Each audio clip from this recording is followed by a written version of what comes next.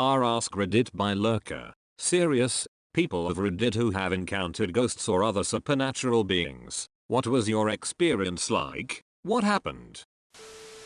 My grandparents used to have a really beautiful painting of my aunt hanging in their living room. And yes, she is still alive. Anyways, when I was about 5 or 6 I was sleeping in their living room one night when I heard it talking to me. It was her voice and it talked to me just like she would have. It was weird because I was really calm and not scared, even talking back, but I knew that paintings don't talk. Eventually she told me to go wake up my grandpa and tell him she wants to talk to him. I went and woke him up, and when he realized I was talking about the painting he got really pissed. He was yelling at me when he suddenly stopped and stared out the window. Then his eyes got wide and he told me to hide in his bedroom and tell my grandma to call the police. He then grabbed a pistol he had hidden in his cabinet and ran outside.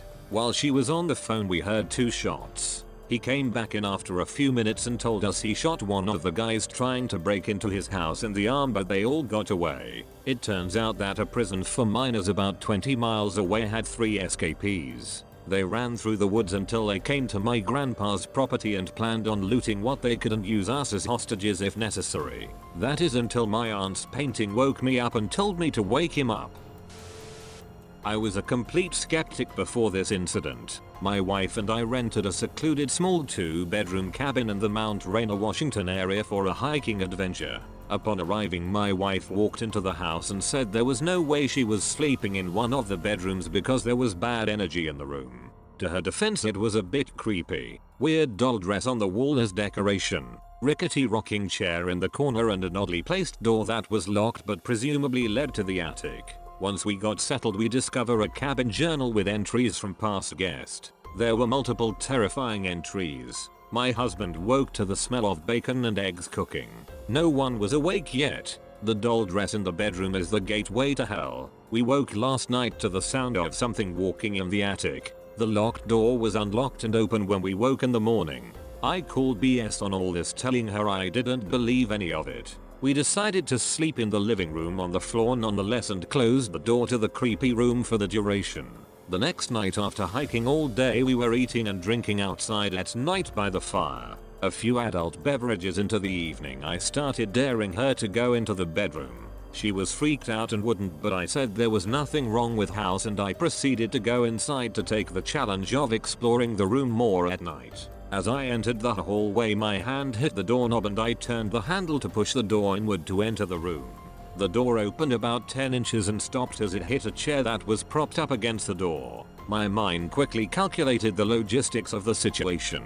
Door opens inward, room with only one entrance, chair on other side of door keeping me from entering that was somehow placed there from the inside. I let out a little girly scream, slammed the door shut and played it off to my wife that I was trying to scare her. We stayed the night and I didn't tell her the real story until the next day when we were in the car driving away. She was pissed.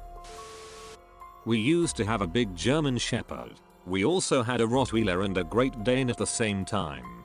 While the Shepherd was not the alpha, as far as being protector of the house, he took the lead. We had to put him down when he was about 11.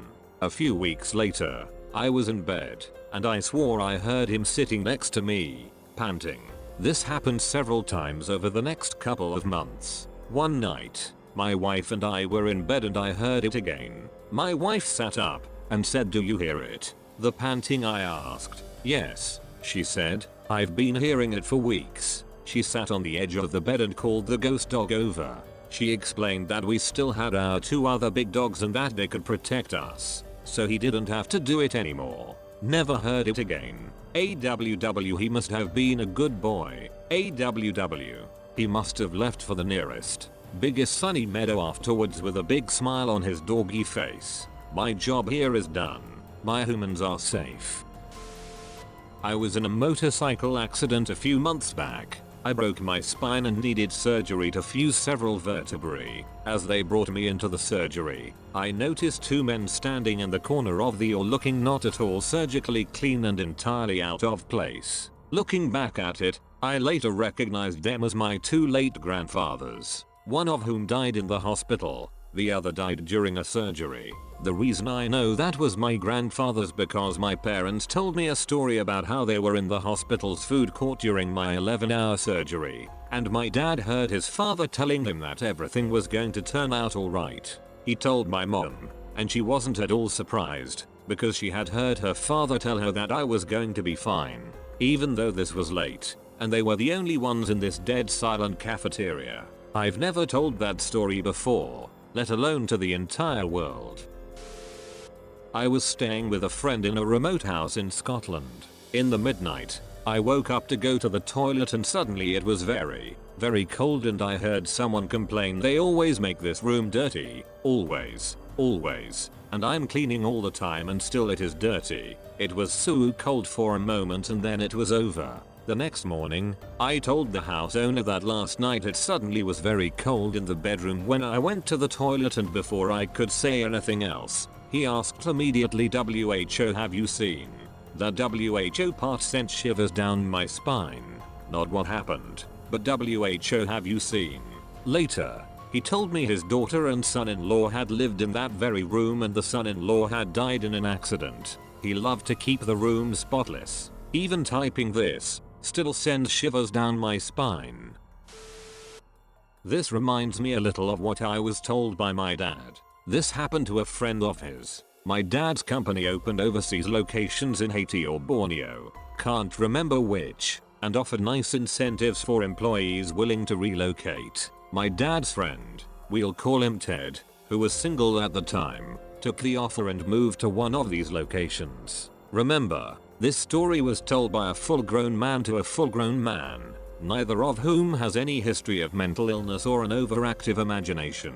So Ted moves. He get acclimated to local culture and religion, which included some odd, in his eyes, voodoo and witchcraft type elements. He even starts dating the exotic local women. So he's dating local women, and because of his income, which is high for the region, he does quite well and is maybe a bit of a player. He schedules a date with a woman and forgets or changes his mind and ends up standing her up. He thinks nothing of it. The next week he hears through the grapevine that she is pissed and he's told that she is not someone you want to piss off. Local reputation has her as some type of voodoo priestess or practitioner of the dark arts. Ted doesn't buy into that bullshit, so he's not intimidated. He's got a short business trip that weekend and stays in a hotel on Saturday night. In his hotel room there's the normal ambient light from the alarm clock and other electronics. There's the noise you inevitably have in a city. Cars, sirens, people, etc. Ted goes to sleep like usual. A couple of hours later he wakes up and the room is cold and utterly dark. Like his eyes are still shut. He can't hear the sounds of the city anymore. Ted was a grown man and he told my dad the most terrifying aspect was the palpable feeling and sense of present evil in the room. He could feel something demonic in the room with him but could see and hear nothing. It scared the living frick out of him. He hid under the covers like a child and started saying the Hail Mary from the Roman Catholic Mass. Partway through the first recital the presence disappeared. Ted didn't sleep the rest of the night. I'm not sure how much long after, but he ended up moving back to the US. I lived in this house with a basement, and every time I walked up the stairs I would get this weird creepy goosebumps feeling on the back of my neck. It didn't make me uneasy to go down the stairs or to be in the basement. My craft room was down there and I spent a lot of time there. After a while I would have items I was using disappear when I would look away from them. I would search and one day I got frustrated and to no one in particular I said, "Ag, can I please have my scissors back?" I had just looked under the pile new mail and when I turned my head, there were my scissors on top of the pile of mail. I talked to my neighbor and she told me that the original owner of the house was a jolly old man who loved to prank people, and that he had fell coming up the stairs one day and died. I think the goosebumps were him trying to tell me to be careful, and every time after that, when something would disappear, I would politely ask for it back and it would appear in a place that I could not have missed it before. Thanks, old man. It was fun.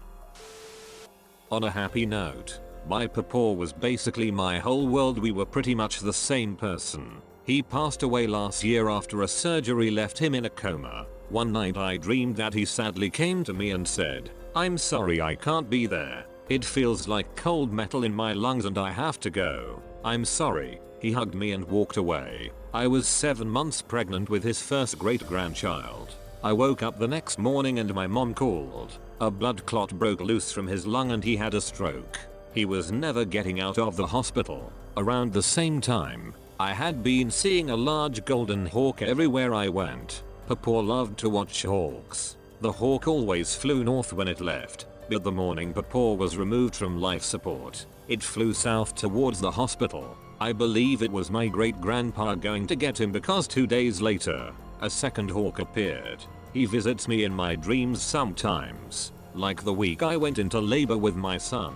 Papa was pretty well known for pulling pranks to scare you. He invented the jump scare, I swear, and in one dream he did just that. I woke up mid-jump out of bed and started laughing. Papa, do not try to scare me into labor. I was asleep another night and saw Papa in the distance tapping his watch like he always did when we needed to be aware of a certain time or were running late. I woke up in labor. Last night I dreamed he came to see me and my son, and he was exactly as happy and proud as I know he would be to meet this boy. He told me I was doing great, and to take care of my grandson and your mama. His birthday is Friday, so it was really nice to visit with him.